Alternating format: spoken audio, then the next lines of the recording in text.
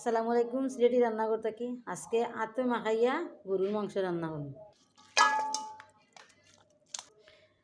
আদা বাটা, রসুন বাটা, দারচিনি এলাচিও, আদা বাটা, রসুন বাটা, গরম মশলা সব বাটি লইছি, পেঁয়াজ, মরচের গুঁড়া, হলুদের গুঁড়া, পাঁচফোড়ন, ধনিয়ার গুঁড়া, লবণ স্বাদ মতো, তেল। হাতের সাহায্যে মাংস আমি মাখাইলিম, শাহি মশলা। এখন আমি হাতের সাহায্যে মাখাইলিম, টমেটো দিলাম, এখন হাত দিয়ে মাখাই দিই। বিসমিল্লাহির রহমানির রহিম।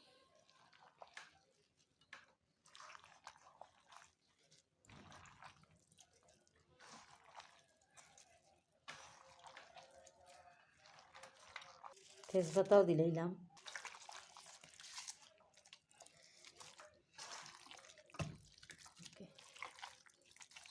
এখন আমি লাঠির চুলাত আগুন ধরাইয়া বয়াই দিম। এখন আমি লাঠির চুলায় বয়াই দিছি। আর গরুর মাংস বোনা হয়ে গেছে, এখন আমি ধনিয়া পাতা দিয়ে লামাই দিই।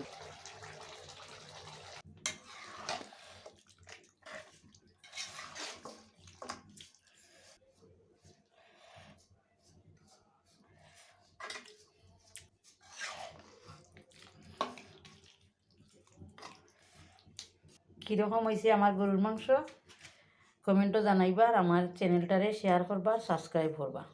আসসালামু আলাইকুম।